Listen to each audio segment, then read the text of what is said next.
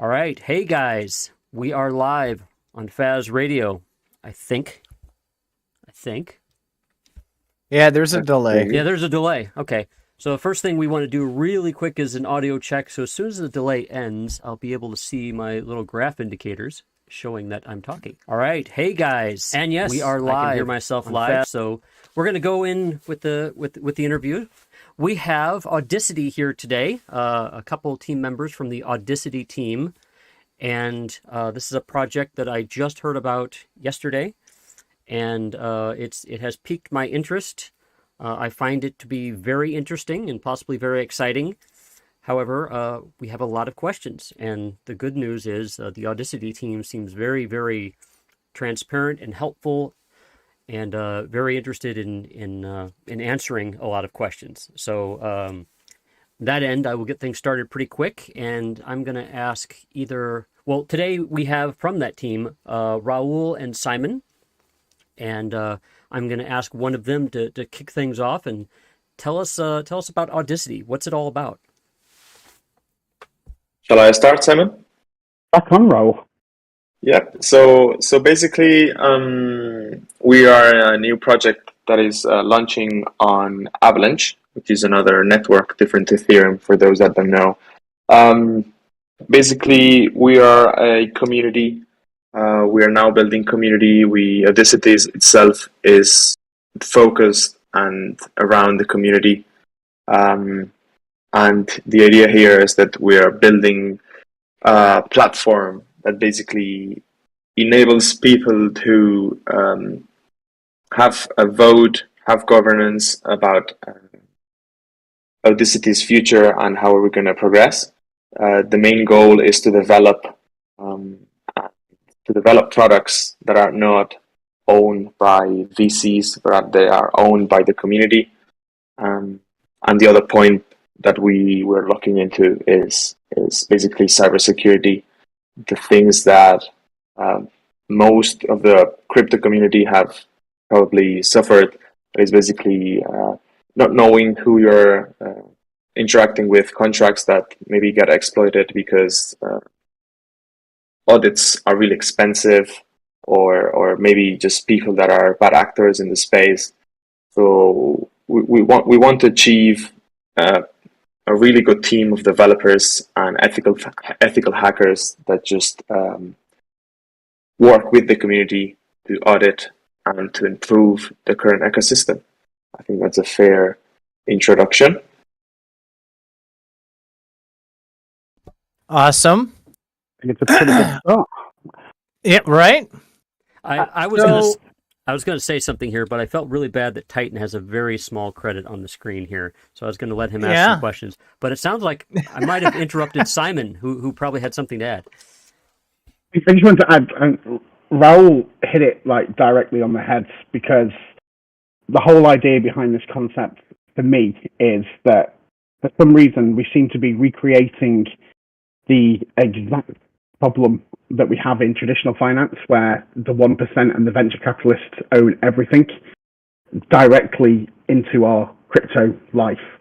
So even though people view a lot of products as decentralized, so we all use MetaMask, it's my wallet to go to. But I was horrified 2 months ago when they made the announcement that they accidentally stopped all users in Venezuela using their service when they meant to stop all users in Iran using their service.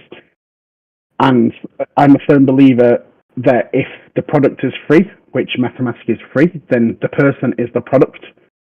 And eventually, if that isn't turning a profit, then it's venture capitalist funded by JP Morgan and Consensus and all the rest of it. They're going to either turn the screws on to make it a paid service, or they're going to do.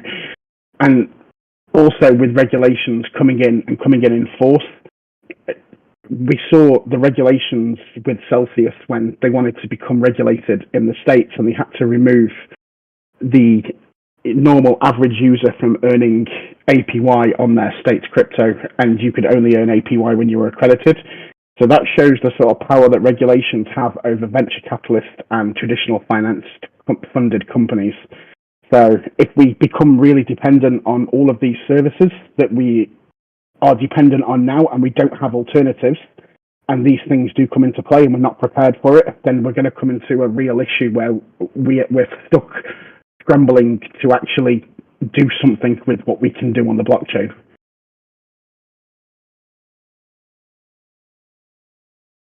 Go for it, Titan. All right. So I wanted to start with a very simple question. I dig into these research aspect of projects, and I had some questions around how things are being separated out. So basically, Simon, I've noticed in the Discord that you'd put out, hey, this node ecosystem is 100% the responsibility of the community, and the success and or failure of that node ecosystem is on the community. Is that correct? It is correct. I think any ecosystem is dependent on its users. Okay. So with what you guys are doing with the security audits and some of the other things, because that's separate, how then does the node community benefit from anything that the company does? Do you want me to take this one, Raul? I can't take the initial part about explaining the nodes, and maybe you can add the vision and all that stuff. I think that's a proper approach. That's so, good. So basically, answering the node explanation here, the node platform itself, it's basically a DeFi product. So for those that don't understand nodes, or maybe come from other networks that are not Avalanche, let's say that here in Avalanche for probably the last 8 months or 9 months, there has been this amount of projects that have created this concept that is nodes. A node in the traditional blockchain, which is completely what every network has, is a node is a network entity that basically confirms transactions, sends transactions between nodes, and basically decentralize the network. And that is completely fine, and that's what most EVM networks use, if not all. But here in Avalanche, as I said, 6-7 months ago, this new concept of nodes has started as a DeFi product. A node itself, it just, as I said, a DeFi product that you basically invest an initial amount, and then you basically buy this product. And what this product does is distribute a new token that is normally the token of the project. So that being said and introduced, let's say that we believe we have come up with the best tokenomics that we could come up in regards to the node platform, the way they distribute the tokens, the way the token has demand, the way in general the emissions are controlled, and all this becomes a sustainable product. So it's a long-term vision on something that can be put onto a smart contract and can work for a lot of time.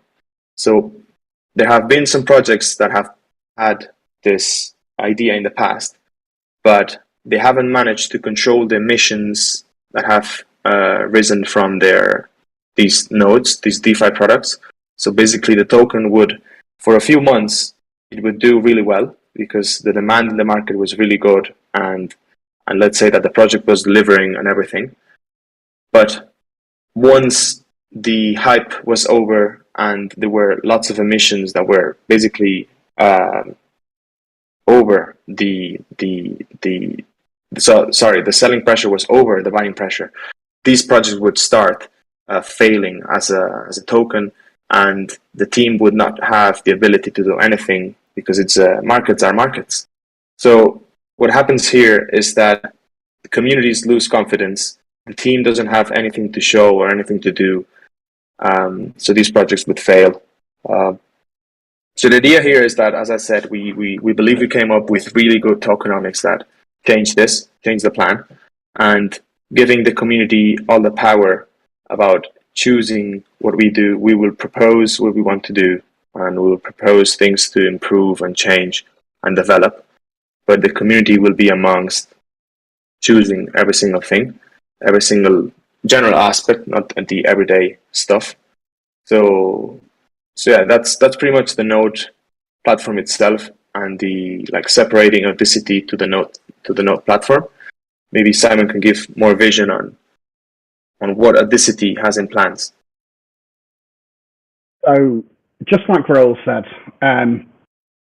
if you look at any node project, whether it's an Ethereum-based project, whether it's whichever one it was, penultimately people actually buy these nodes to get the rewards from the nodes. That's why people actually buy the nodes. Now you expect the companies that you buy the nodes with have a mission statement. They're going to build an ecosystem for the use of that token that is going to be used, it's going to be demanded. But penultimately, at the moment, with those ecosystems not existing, the only thing that actually drives any market at the moment is the market. So I don't know of any actual project that any utility is delivering sort of on scale. I mean, there's some that are very close and there's some that, but as far as I'm concerned as well, most projects, if not all projects, have pivoted from their original releases and extended what they're doing, or reduced or released or all the rest of it, and ultimately that's it. When we were designing the product, obviously the main issue for me was making sure that we were as protected from a securities regulation as we could be. So to that extent, we don't actually ever issue a token. The only people that ever get the token are the actual node holders. So the company itself isn't responsible for issuing a token. And from a long-standing point of view, I am hoping that a solid tokenomics model, which we have built,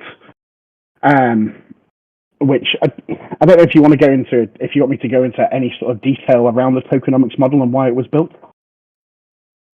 No. The question I was asking is, so this company, you go and you do whatever you do, right? So people purchase the nodes and the assets from that purchase go to fund the company, and the monthly fees. The assets from the purchases, the assets from the original purchase from the pre-sale will all go to fund the liquidity pool and the project itself. When somebody purchases a token from the market to buy the node, those assets don't go to the company. The only assets that come to the company are the monthly fees. Okay.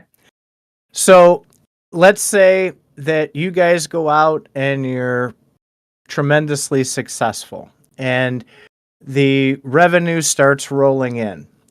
How does the node ecosystem benefit from the company doing well?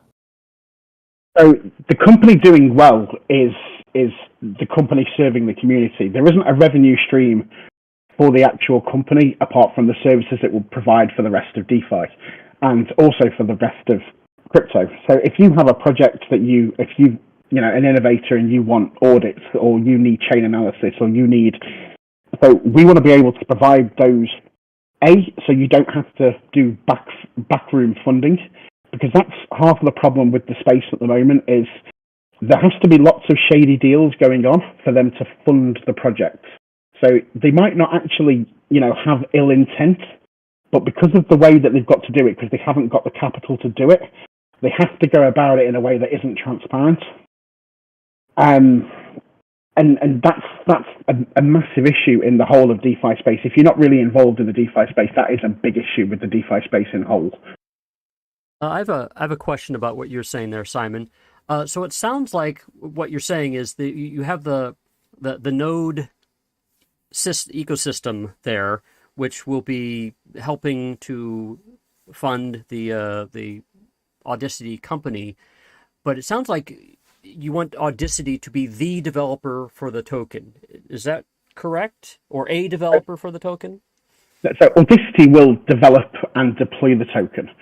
So the proceeds from the token don't come to Audicity. The tokens get distributed to the node holders, so the node holders can then sell them into the market. They're not our tokens; they're the node holders' tokens. So you're not associated with the token; you're just a developer for it. So we build it, but we'll never distribute it. No, so we're not associated with the token itself. It's a free market token. Well, that brings up a lot of interesting questions and possibilities because the nodes are sending funds to your company. Is it possible for the nodes to send funds to other companies to be developers for the token as well? So the nodes don't actually send funds to our company. The nodes will only ever distribute to the users. So, for example, you've openly said that you know, there's a fee for the nodes, right? The nodes have a fee. Exactly. So the node fees are what fund the company. That's what comes to the company to fund development for the space. Right. I guess that's what I was meaning when I said the nodes are what pays the companies, because the fees for the nodes. If you didn't, then the fees for the nodes, yes, not the actual tokens from the nodes. So it sounds like there will be a separate governance aspect of this that, and I'm curious if the governance can redistribute those fees. That is correct. So the governance can redistribute those fees. When we actually build the original governance model, one of the ideas that we have, so I don't know how it's going to work in practice, but it's something that we want to build into it, is that the community voting that's associated with the governance actually has a key to the Treasury wallet assigned to the governance. So they will be able to initiate transactions from the actual fee pot. And the way that that's going to work is the company will use what it needs to use to perform its tasks as set out in the governance model. And whatever is left in that pot, then the community can literally just take back and give to themselves, which will be redistributed equally per address. Okay. Titan, did you? So there, you mentioned a little bit earlier that some of these other platforms, if they don't have a product, then the product is you.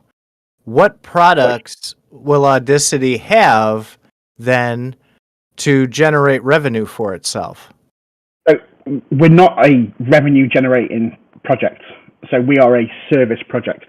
We're not here to generate revenue. We're here as a community fund to help secure the entire space and to build the tools that the space needs that are owned by the community and not owned by venture capitalist funds. Okay. And maybe then that is what I'm not understanding on that side of it, because it's a company without a revenue model.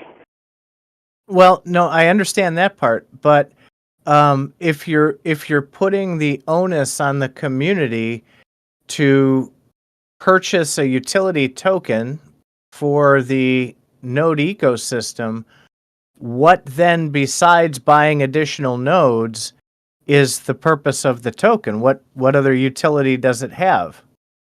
The utility that it has is buying nodes. So we've all seen what happens in the past with every project that has successful nodes. So I will name names.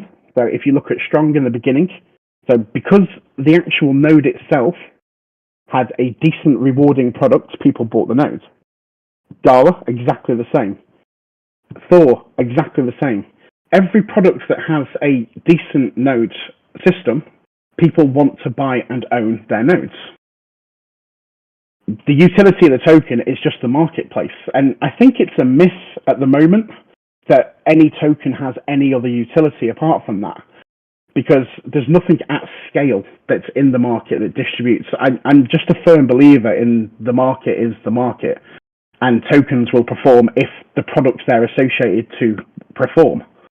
So if we have tight tokenomics and a very good distribution model and a decent governance system and a thriving community behind the project, I believe a healthy ecosystem, the token will have its own utility because it will just do exactly what it said it was going to do in the first place. So are you saying this is like a better version of strong with the weak points fixed? I don't want to associate and say we're a better anything. I think what we've done is with our tokenomics model, we've looked at other projects and why they haven't performed as well as they should have done, and the reason that they haven't performed is when the tokenomics become more than the protocol can sustain, obviously then you're on this downward spiral and there's nothing that can be done about it. When I looked at the tokenomics and thought, how can we address that? Then we put into the protocol a way that the tokenomics actually sustain themselves. So when they get to certain points, they half themselves. So it sustains its own emissions from a protocol point of view, which will keep the market stable as far as I'm concerned. Yeah, and I will just add that all this, our idea is to all this make it automatically. So all this will be developed on the contract, on the node platform contract. So that means that all these features that, let's say, our tokenomic model has will be automatically done every single time. So if there's a halving when the nodes get to 200,000, that will be automatically done. Audicity itself will have nothing to do with that code because that's already developed. It's a smart contract on the blockchain that is just working as it should be. So my point is that once the node platform is developed and is shipped, it will not be changed. So the tokenomics are ready and are done and are thought in a specific way. So they are just working for a long time. We are not going to tweak anything. There are not going to be any changes regarding the node model itself. I will elaborate that. That's an important point as well, because to me, the biggest thing behind any token is its community. I think that's what drives the token and keeps everything alive. If you look at projects that have really strong communities, they all have well-performing tokens because they've got really strong communities. And as soon as projects start to shift or discount their communities and start to change the goalposts, that's when you start to get disgruntled community members, and that's when things start to spread throughout the community, and that's when communities become toxic, which we have seen, on several occasions in the last 6 months, where what happens to a token when a community becomes toxic. So our idea is that we will have a vibrant, thriving community that know exactly what they're getting from the start, and it will never, ever, ever change. And hopefully, with everything that we're putting in place, we will continue to have a vibrant and thriving community and happy and all the rest of it. I'm going to add the caveat to answer Titan's question once more. Because of securities regulations and the way the world works, there is no way for you to crowdfund a DeFi crypto space for people to own a company. We're doing a couple of things differently where we're going to require KYC policies. So we're going to actually do a know your customer basis on the platform. And that's going to help in the future with what I hope. And my dream has always been for a tokenized thing where people can actually own their project. And in the future, regulation depending, I would love the users to actually own the company that they helped build.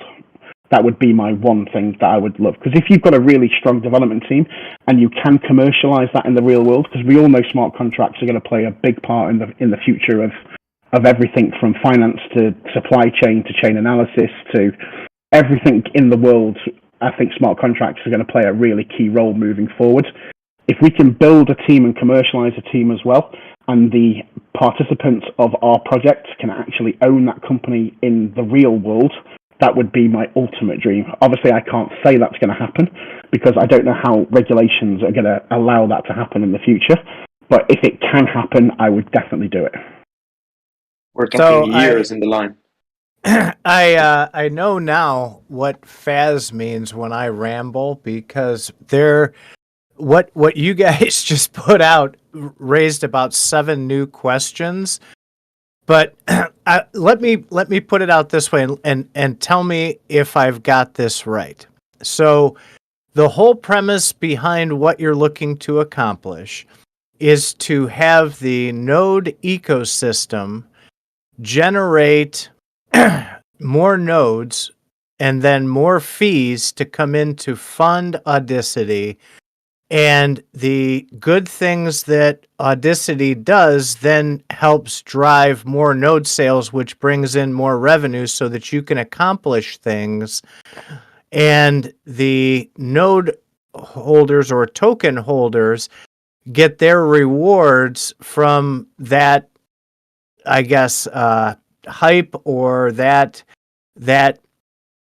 back end. Is that a fair way to explain how that works? Well, if they're developing for the token, then you're going to see the token be improved with that fund. Okay, Sorry, I but just had to throw it in. well, no, because they said that the use for the token is to buy more nodes. Well, so that's what's driving their fees. The token itself. Sorry, Simon, go ahead. I was just going to say the one part of that you're missing is you're missing market participation. Okay, what do you mean market participation? So any token that's in the market is driven by market demand. If a token is performing, we as a company or anything don't need to worry about a free market token that is performing.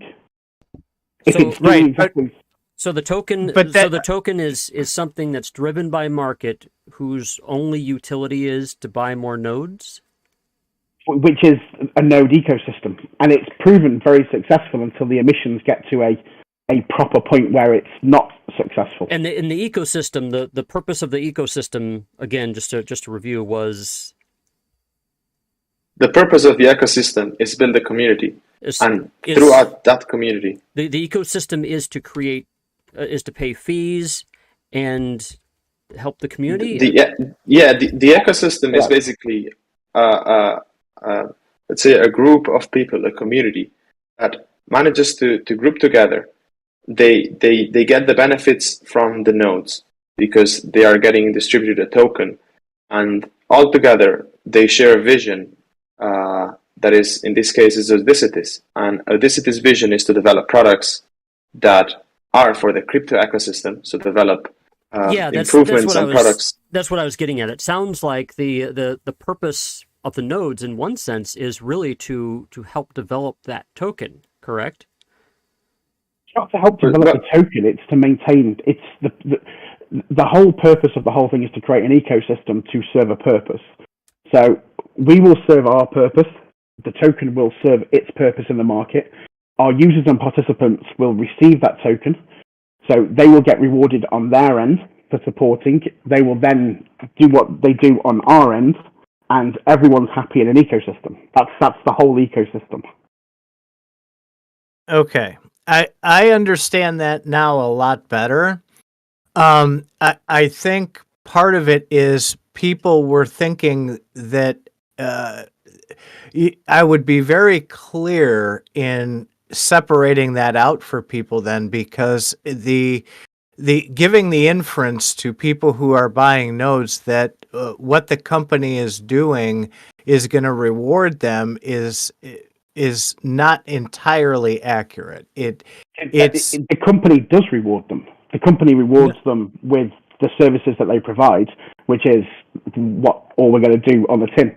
I think most people in the DeFi space understand the node ecosystem in the DeFi space, as in they're just buying a node to get their rewards. Most people actually understand that.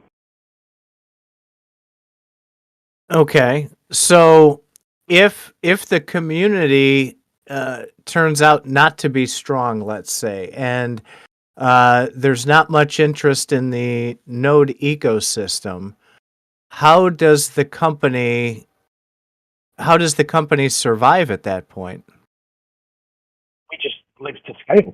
So you can only perform and do as much as you can do within fiscal budgets. So if it's a very small following and it's a very small fee, then we have one or two developers. We help as many projects as we can help. And then as it grows, or as it doesn't grow, it doesn't grow. That's entirely out of our control. That's all down to communities and markets. Are the company's services that the company are providing, are Are there other things that you'll be doing besides for the token, or is it just for the token? We're not doing anything for the token itself, Faz. I think you're misunderstanding here. Once we develop the node platform, Mm-hmm. the token is going to be developed as in the smart contract, and once we deploy the node platform, we will have nothing to do with the token itself. There's nothing to do with the token.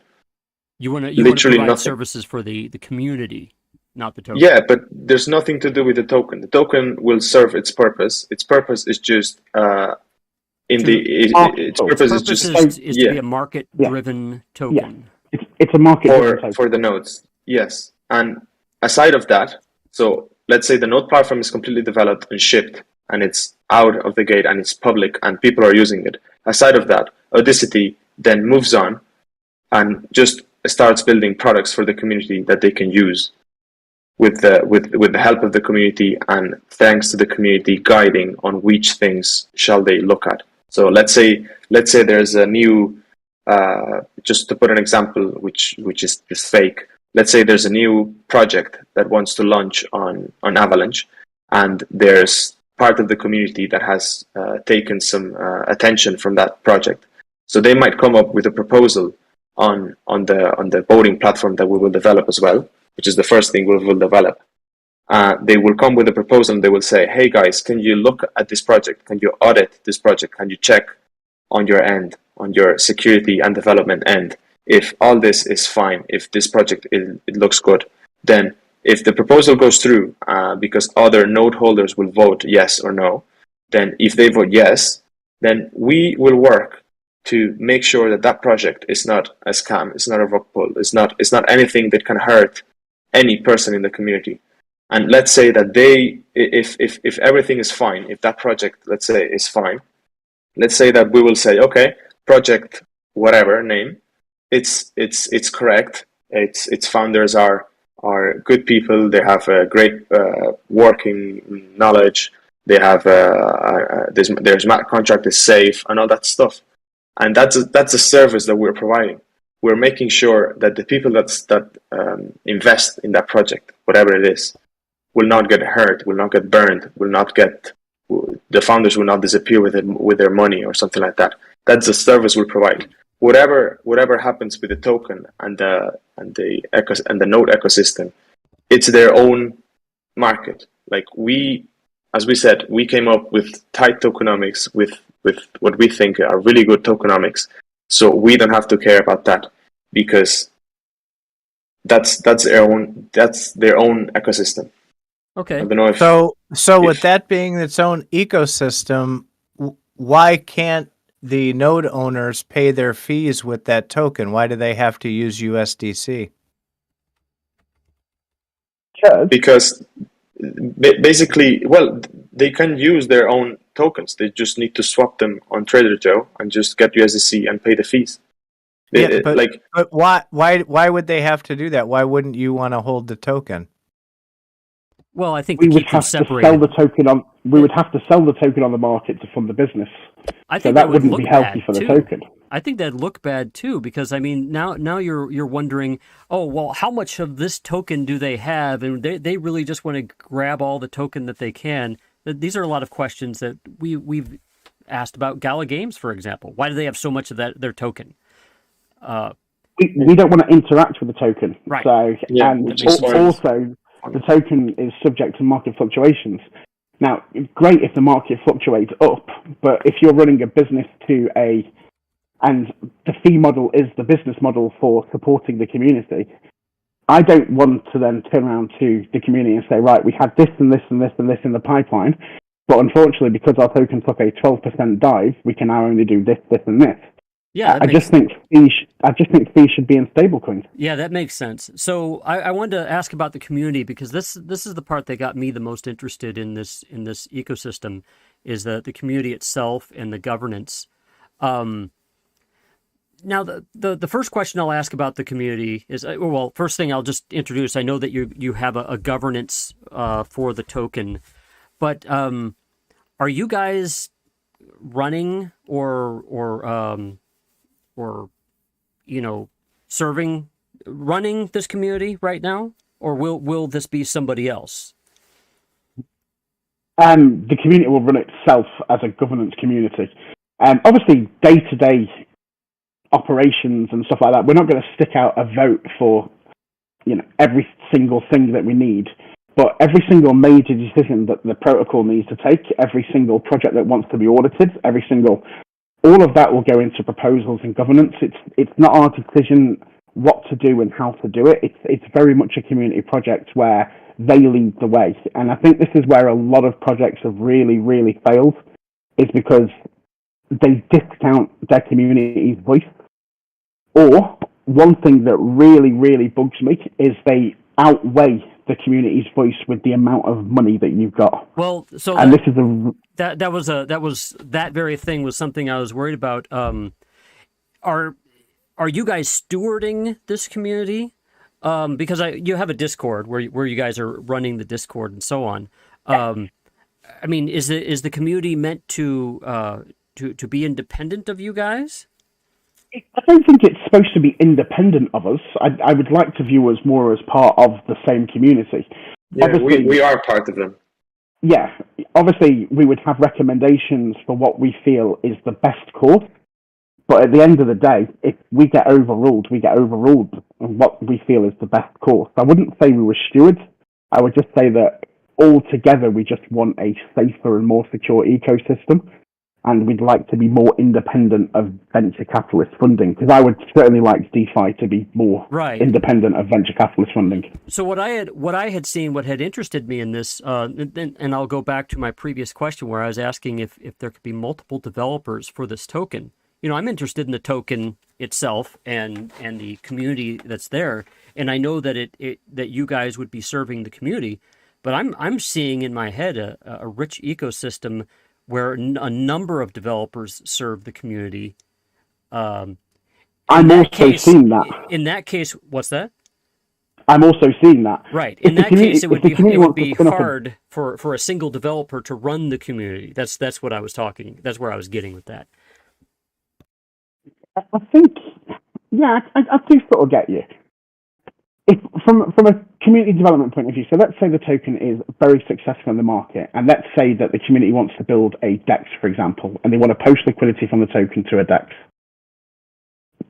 That could be a project that is done by other developers that is under the same community umbrella, but it is separate from that ecosystem. So they could also spin up the fact that they take fees from those exchanges themselves, and has nothing to do with the project whatsoever, has nothing to do with the nodes, has nothing to do with Audicity. So there is, as you say, there is lots of avenues where the token can be used in a rich ecosystem that isn't controlled by the team and it is controlled by the community. But those are decisions that the community are going to have to take. Okay. Switching gears a little, you cracked the can of worms, and I had some questions about the KYC portion. So in the website, I was reading that KYC would be optional. You just wouldn't get a governance vote if you didn't KYC.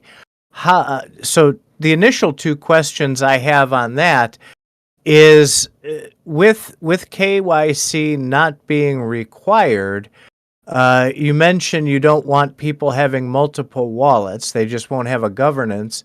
And second, how is KYC going to be handled? I mean, to put it bluntly, is this going to be a third-party KYC provider, or is this going to be on someone's spare laptop in a garage? I understand. Those are nice questions. I can answer those, Simon. Basically, the first one that you said regarding the people having different addresses and basically playing with different addresses, we don't want. The point here is that we have seen where many projects, many users are literally whales on that project. They are literally dumping hundreds of tokens or thousands of tokens a day, a week, a month, depending on the project. So we want to avoid that. And the way we avoid that is thanks to our tokenomics, there's a node cap. So there's a maximum amount of nodes you can earn, whatever the amount of nodes that you buy. And aside of that, we are implementing this feature that is basically that you can only buy with one address. And how are we going to check that? We're going to use chain analysis to make sure that your funds basically come from a single point instead of coming from between addresses. So we're going to basically check that. I'm just going to interject. Yeah. The real beauty that people don't understand with chain analysis is you can have 10 wallets, but your exit point is always going to be the same, or one of two or three. Chain analysis concentrates on the exit ramps as opposed to the on-ramps. Mm-hmm. Exactly. So basically, we're going to make sure that you don't have more than one wallet. And then what's the point of this? So if you have only one wallet, then we can make sure that when you are going to get onto the voting platform, that's where we're going to get the KYC in. So in order for you to vote, you need to basically run the KYC. And I'm going to link the second question here. So we're going to run third-party KYC, where we still have to look into which options. Well, we have looked into some options, but we still have to decide. But basically, what we're going to use is once the person has KYC'd on that platform, he's going to receive. Well, I don't know exactly how it's going to work to that point because we talked with Simon. Do you want me to take that one? Yes, we talked about it for a long time. You can explain that. So the KYC is going to work in two ways. So obviously it's not going to be somebody's spare laptop, which the thought of that horrifies me. But we're going to use a banking standards and an anti-money laundering certified KYC provider. So I'm swaying to my vote being towards, obviously the community will decide, but I'm swaying towards my provider being the same provider that LMAX Digital use. Because they are a phenomenal KYC provider, and that's all they do. But our platform can issue OTP codes that can be attached to a crypto address. So once you have KYC'd there, you will be issued a one-time passcode. So our platform won't know who you are, it will just know that you've KYC'd. And we won't have the KYC information, so it's completely separate to us. Exactly, that's what I was missing, the OTP thing. That is a fantastic answer. That I know is something that people take very seriously because in this space, having your data all over the place like that is not what people want to do. I don't want our system knowing who owns an address because I think it's important. Now, I am a firm believer in KYC. I actually believe it's very important in the world. It stops a lot of horrific things, and it's there for a reason. I also understand that people want some anonymity in the world, and I'm also a private person, and I don't like the way companies treat my data. It's why I don't particularly use Facebook. It's why I don't like it. It's also one of the things that we would like to help address and develop out of, because I think data infringement is eroding the web, and I think it's eroding our way of life. If you read the articles on our site, you'll see an article there called "Commodities Stripped for Parts," and it's very much about us. It's very much about us literally being stripped for parts because we have become the product of so many companies with all of our data. So I vehemently want to avoid that, but I also want to make sure that there's real people. And in reference to earlier on when I said my vision was that eventually, hopefully, if regulations allowed it, I would want the people who participate in our company to own the company. Obviously, they would have to pass KYC standards to do that. So I would like to make an effort to bridge the gap between the anonymous crypto space and the regulated world in the best way that I can. Okay. Yep. So that is real good to know. So this is, just to be clear, going to remain completely optional, and it will not be a requirement to partake in the platform. That is Yes. correct. Let me just finish on that, because regarding the nodes, you can participate anonymously. You don't need to KYC at all if you don't want to vote in any of the proposals. But every quarterly, we're gonna give reports on how Audicity is going, and quarterly we're gonna redistribute funds from excess funds from the treasury. So in order for you to receive those funds, you will need to KYC. So let's say it's going to be one of the methods we're going to use to try and get people engaged into KYC aside of voting. So people will have to, so the community will have to vote every quarter in order to receive those excess funds from the treasury. Yeah, that's... And those excess funds, those excess funds just come from the excess fees that DCT receives from the nodes, basically. Yeah. Sorry about that. That concept of getting the community, the voting governance side engaged was one of my concerns. I mentioned it a little bit on your Discord. Basically, after seeing how things have gone with Gala Games community, and there's another project I'm interested in that I've been in for quite a while called Star Citizen. Communities can be very, very vocal, especially when they get things wrong. And I know that voting, the whole concept of voting and the talking about the subjects and so on can certainly get contentious.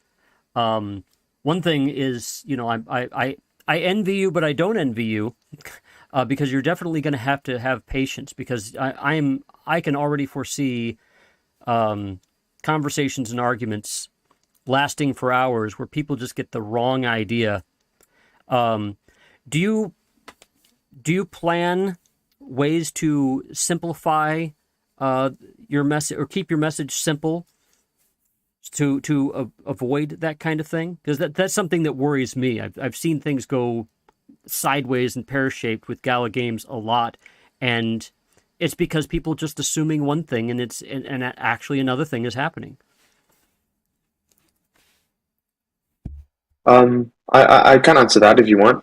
Basically, I believe, well, the point you raise is really important. I have also been participant in the Gala ecosystem since the start as well, and I know what you mean.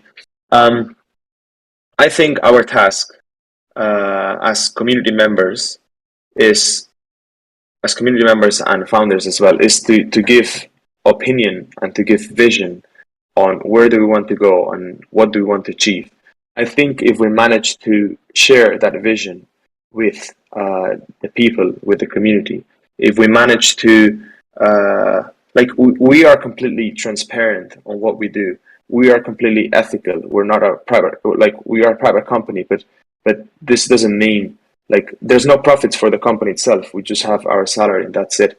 The point I'm trying to make is we are part of the community, and we are the community. We are not someone else. We are just people that thought about this and just put it up in the space. We are not trying to be millionaires of this, trying to get money from fees or whatever, or money from the treasury, or we're not going to do any events or any I don't know. I'm just trying to explain that this is this project is as charitable and as good as it can be. I think I can sort of understand what you're saying in regards to information and transparency. Yes, there is some of the stuff that is very different to normal procedures and is a little more complicated and is a little harder to understand.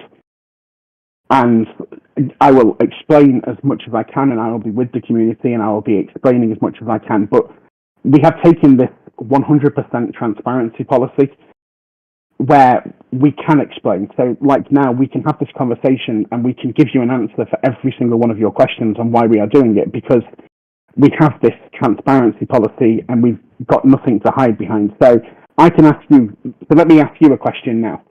So I'll explain the reason for the KYC. So us as a company cannot issue un-KYC'd funds back to anonymous people on the thingy, and the money from the fees is actually paid into a company pot. So we can't give you that back if you're not a KYC member. So we developed a solution where you could become a KYC member and you could get that back without us knowing who you were. So that's the reason why we developed that solution for that particular task. So I don't know how you are with KYC, but would you be happy to KYC with a third party and provide us with an OTP number? I personally wouldn't have a problem with it because, that's how the internet runs. Yeah, that isn't signing on to things. Really a problem because of how that works with the third parties. So with your 100% transparency policy, I noticed while trying to research the history of all the team members that the only information provided was accounts that were created within the last 2 months. Is there a place we can go for links to see what the past on each of you was prior to 2 months ago? Basically, I would say here that there's a page on our site, as you say, that basically there's a little information about ourselves. There's links to our Twitters. There's some accounts that have been created for 2 months ago, because I think that we are 100% transparent, but at the same time, there's some privacy that we want to keep. Like, we have families, we have friends, we have our lives, and we are putting ourselves in a position where let's say that at the moment we are not known, but we believe this is going to go well, and we want to take care that our privacy is taken care. So we might be 100% transparent, and we want to explain everything and take care of everything, but our privacy, I think, is important. Like, for example, from my side, I don't have any problem sharing my LinkedIn, for example. Like, you can search my name on LinkedIn and you will find my profile, no problem. You can search Jane, for example, as she has as well lots of massive social stuff. She has written books, she has done talks and all that stuff. But for example, Simon and Samantha, they're more private about their private life, and I think that must be respected. I mean, up to the point, it's my choice. I'll interject quickly there and just say, so one of the reasons, one of my employers has always had a no social policy. So that is why there is no LinkedIn. And I actually thought it was a disservice just to spin one up, just to put one out there. I don't like media platforms because they infringe on my data.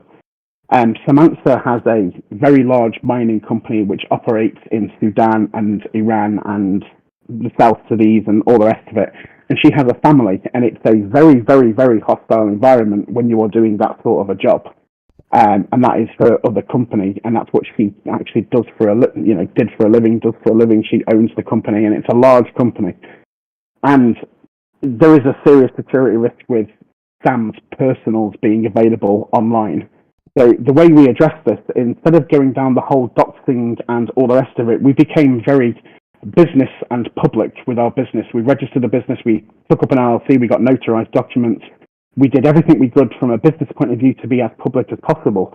But that's how it always is. From a business point of view, we're very, very, very, very public. But from a private point of view, we still have privacy. I agree with that concept 100%. And actually, last night I was talking with Titan about questions to ask you guys. And Titan's name isn't public. My name isn't public. And I like things being private. Now, of course, I'm not running a crypto-based company, and I'm not providing a service.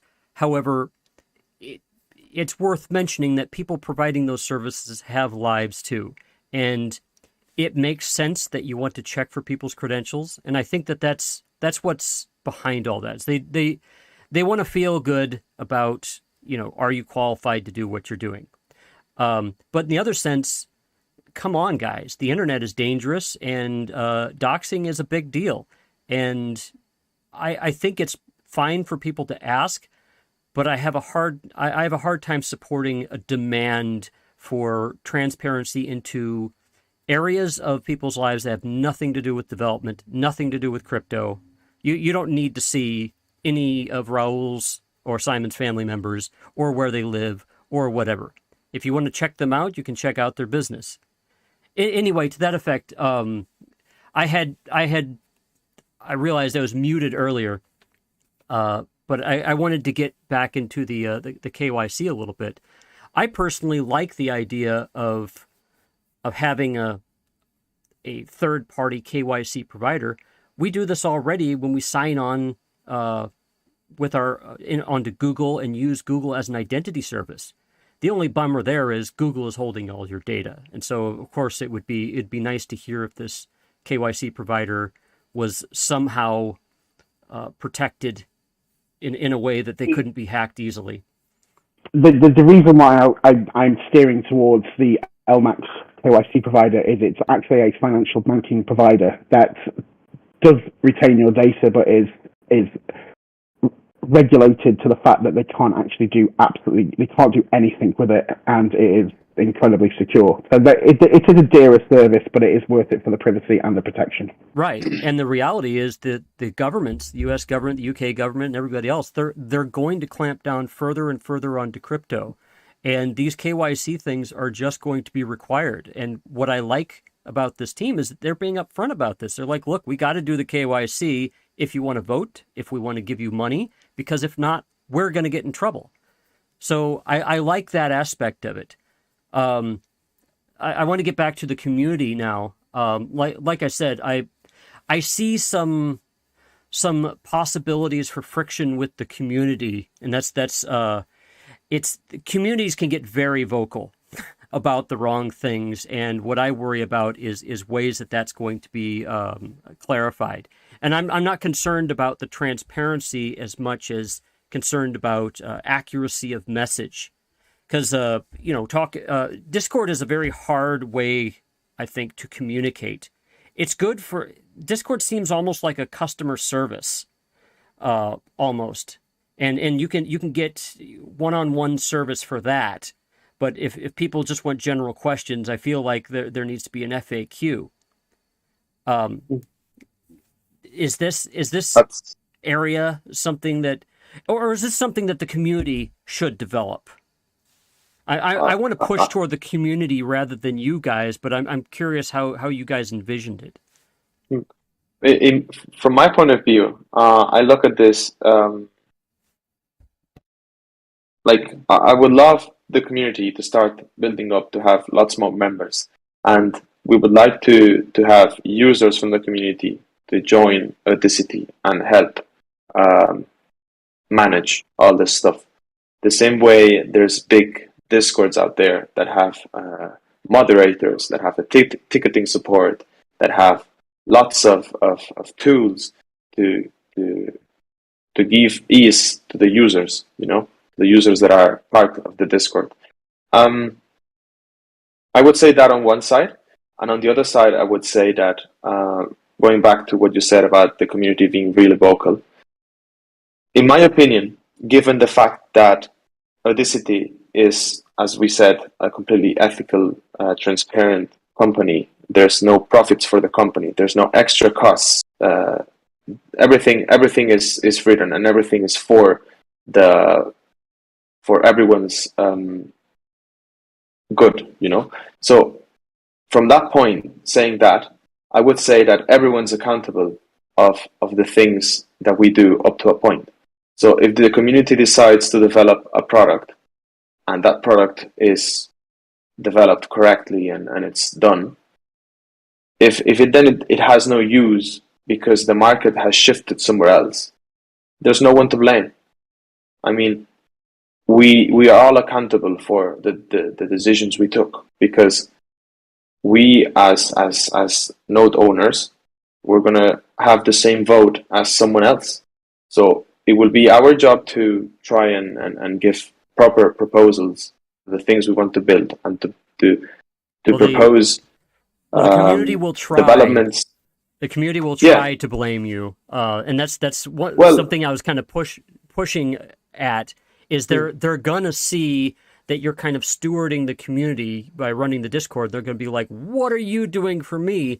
And I think it's going to be challenging a little bit to keep pointing the community back to itself and say, look, it's all about the votes. I do believe that as well. I do believe that there's a link onto those things in regards to how the market is going. So if the node ecosystem is working well and everyone is happy, then I wonder if they would be blaming anything at all. At the same time, if the market is going badly and the node ecosystem is not going as it's supposed to go, then probably we'll have many people blaming for the things that are happening. But they'll blame the services. Yes. They'll be like, well, you didn't provide enough service. I expected more. I'm ready for I'm at the end of the day, we can only do so much because yes, we provided the concept, yes, we launched, yes, it is and yes, we are the founders. So penultimately, the buck does stop with us. When it comes to a community sentiment and a community vote, even if we separated the community away from the founders completely and the community was independent, there would be nothing at all that we could do about it because they would still turn around and blame the founders for not providing services. So I completely get where you're coming from that. So I don't envy you. Yeah, but there's nothing we can do to avoid that. There's nothing. So as Roland just said, everything is okay while everything is okay until everything isn't okay. And then that's when things... So if the market performs, the token performs as it's supposed to because it's been designed, I think, better than most tokens, I think that we will avoid quite a lot of the backlash. I can't guarantee anything, but I can honestly say that if we can provide a solid mission that people can really get behind and they can see the good that we're doing in the network. So, let's just say one of our developers or one of our penetration testers finds a fault. So instead of a hacker finding that fault and $100 million being drained from an account, the team can approach and say, okay, we found a flaw, we stopped that happening. And with a community sentiment and a community mission and all the rest of it, yes, it's great. Obviously, if it goes the other way, then we're going to take flack. And I've got broad shoulders and I can take flack and I can build through most things. But we've done as much as we can to prevent it. Now, community criticism doesn't apply. Well, so I was looking, Titan and I were looking in the terms of service last night. And there's a section at the end, and I don't have it off the top of my head, but it's something along the lines of disputes and complaints. I'm assuming that's against the company, the LLC, not against the token or the community. It's not like if somebody has complaint about the community that they're going to get banned or their nodes removed or something like that. No, that's against the company. So okay, just again, we wanted to give the user the right to have a gripe against the company, which is something that most projects don't do. Which is why we gave them a place to actually take that complaint to. Okay, good. Yeah, so that's regarding the company only. Are you still there, Titan? I am. I'm waiting to get another question in. Sorry, I just jumped in. Go for it.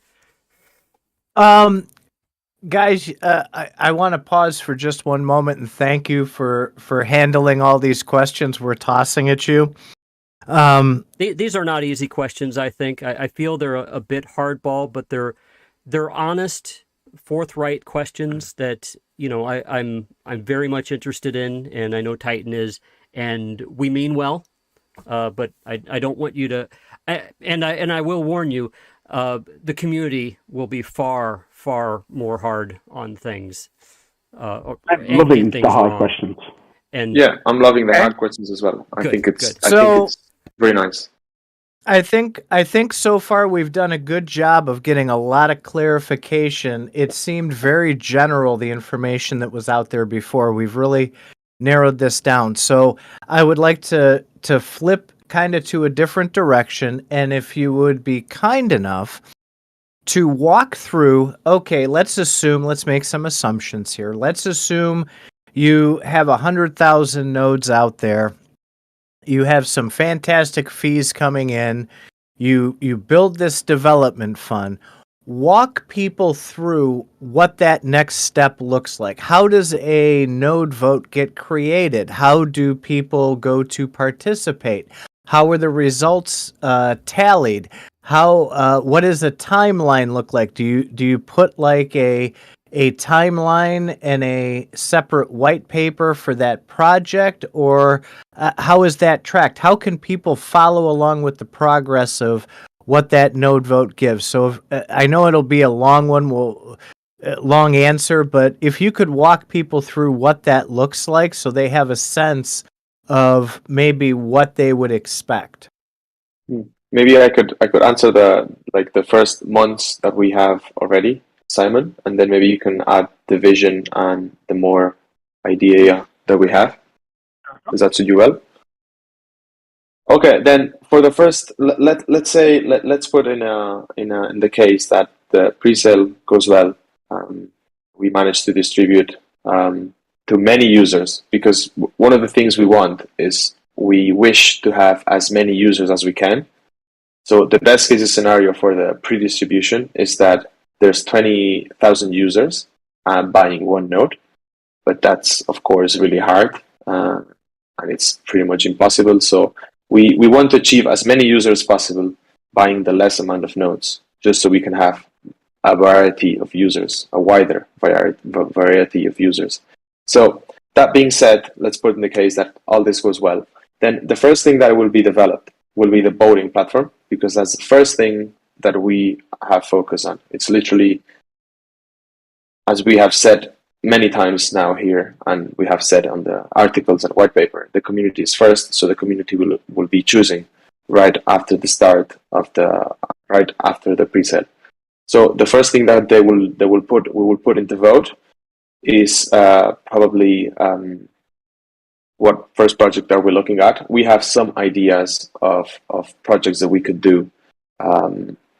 Maybe Simon can get some more information on that, because he is the one that has these ideas together with the other people, but he knows them a lot. Who is allowed to create the votes? Is it people with so many nodes, or is it just the developers? No, so anybody can initiate. Any KYC member is going to be able to initiate a vote of any description whatsoever. But obviously, it's going to have to pass through anything else. But so my first question would be, what would a user create a vote on? So, I don't give me an example of something that a participant would create a vote on. Well, actually, I've been to some city council meetings, and I've been to some school meetings, and some votes could be just downright nuts. So they could be very simple things. They could be things that don't badly asked questions and so on. So I mean, it could be darn near anything, really. One could Which I would hope that the community would vote down. If it was stupid, I would hope that the majority would rule. Well, mob rule can be crazy. Sometimes the mob can ask for a lot of crazy things. So some things could be improvements to the token, I would think. Some things could be some services that you guys would provide for the community. I know that people are going to demand things for the token, but actually there's another situation that might come up that I was talking with Titan last night, which is, have you ever heard of the prisoner's dilemma? I heard about it. I read about it. It happens in the business world where people collude by not colluding, and it's very possible that people might vote to not have you do anything at all, just to pump the price of the token or something like that. These situations will come up where people will try to game the system and people will try to game the voting. So that's. I mean, I'll take this one, because so in response to improving the token, we can't do anything with the token. We can't do anything to the token. It's a smart contract. It's out there, and there's nothing we can do about it. And there is nothing we can do to affect the price of the token, because none of our services directly affect the price of the token. You did create the token. You did create the token, right? What did you say? Sorry. You did create the token. You deployed those smart contracts to begin with, correct? we deployed the smart contract, but You could, I mean, the token could be forked. That's what I'm getting at. I don't. It's Anyone, not a proof of anyone work can. token. Anyone can Yeah, fork it. Anyone can copy it. yeah. Right, but the you could literally have a vote to fork the token and to have the community rally behind that, right? But what would they fork the token for? To change What the would smart be the contract, purpose? to change some of the terms in it. Maybe they want bigger rewards. Maybe they want more functionality or different kinds of. Yeah, But then they anyone would can need do that. anyone can do that, but they would need a platform to take it to. So they would need their own concept. And it's the smart contract open source. It will be there for anyone to So you're take. saying And that if you want to do wouldn't that, be a problem if the community voted for that? no, not at all. Okay. It doesn't have like the same issues. Now I know some tokens are heavily reliant on the future use case and utility that companies are saying that they are building behind them. And I know that there has been some issues with that, which is, as you say, causes mob rule, which it does when something happens or when they change direction or they change goalposts and all the rest of it and blah. I would hope that a vote on our ecosystem would be around an additional use case for our token. And could we develop an additional use case for our token? And that is something that we could seriously do. I have no issue with additional use cases for the token. If there is additional use cases bar the nodes, the bigger the ecosystem, the better performing the token would be for me. I would love to see more use cases because just having it as a market token really sets up the some similarities to pump and dumps that I don't like, and I want to see the community do more. I want to see this token grow, not just be a better version of Strong. I would also like the same. I will just add to your point earlier, Faz, that I think what we are trying to achieve is educate the community. So we are not only trying to get on with this project and that's it. Is we want to educate the community, and we expect throughout our articles, throughout our day-to-day, throughout our transparent and ethical vision, we expect the community to be somehow like us. We would love to have a community that has our same mind in that aspect, So and we expect that. The community, it sounds like the community really needs to feel empowered or to know that they're empowered here. Correct. That's basically what we were relating earlier on, as if the community is confident for any project, it's really easy to have a nice project that goes well. Because if everyone's happy, everything's good. So let's say that our focus, aside of building products and services, is to have the community educated. And I think that's one of the many things that many projects have just not taken care at all. Like they just try to hype everything instead of educating and why we're doing this, why we're doing that, why is this, why is that. Like you can check the website and check all the articles that Simon wrote. I personally believe they are honestly amazing, and they shine a light to many aspects that many people might have thought really, really, like with their little mind, like maybe this happens or maybe this happens. But I think that throughout all the articles and the white paper, there's lots and lots of context and vision on why are we doing this, how do we want to do it, what's the plan, this is the way, and all that stuff. And going back to what I said, we want to educate, and we're going to put videos, we're going to put more articles, we're going to put lots of content to make sure that happens. And this relates to the voting. If you have an educated, let's say, community that thinks similarly to what you think, we don't think that this random proposals will come through, because people will say, who the heck is this guy and why is he putting out this proposal? Like we have a vision, then why are we doing this thing that this person that just joined is proposing? So I think that, just going back to what I said, education is key, and it's one of the points that we're really looking at throughout all the content that we have and we will do in the future. Okay. So while I've been talking to you guys about my questions, I see a chat going on here in YouTube between Old Man Smithers and Titan. I was wondering if Titan, if you can kind of relate what's going on. This seems somewhat related to the community that we're talking about. I'm not sure exactly what you mean by that. So yeah, me and OMS are kind of going back and forth. He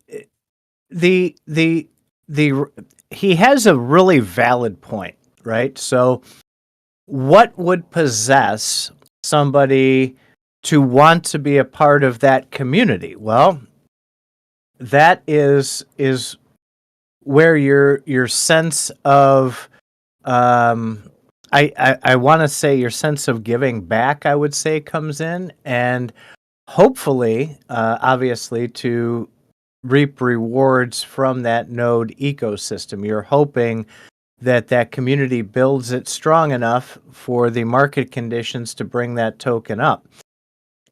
We keep referring back to strong, and I'll take about 30 seconds to explain kind of how it's similar yet different. So in the strong ecosystem, it was basically your strong nodes were miners. It was overflow mining.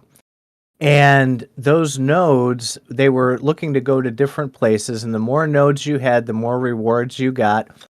And the whole token price was based on new people buying strong tokens to buy nodes, which is similar to what this is. And in strong, you paid monthly fees, which allowed them to buy more miners, which it was building upon itself. That was a traditional business cycle. So if what I'm hearing is accurate, and I hope it is, I hope I'm pulling the right information out of what I heard today, this is a project that is going to give back to the DeFi and crypto community, meaning they've said they're not looking to make a profit. They're not looking to create products. They want to give products to the community, but obviously don't want to pay for that out of their own pockets. This is where the community comes in. Or they can, or perhaps can't then pay say, out of their own pocket. Right. Hey, we want to build a better wallet that can be used like Apple Pay for tokens. And they would take those fees they earn from the nodes and either hire people internally or hire out a third party and say, develop us an NFC-enabled device that they can spend tokens on at Walmart. And that is the why behind the why. They're looking, they have a big vision, but they're starting small. Did I hit that accurately, or am I off base? It's spot on, because the cost of development is essentially massive, and venture capitalist funding in the smart contract space has actually driven that cost way out of control. So last year, a Solidity developer would have cost you probably about $60,000 or $80,000 a year, and this year, just the median salary for sole devs is pushing 140 to 160.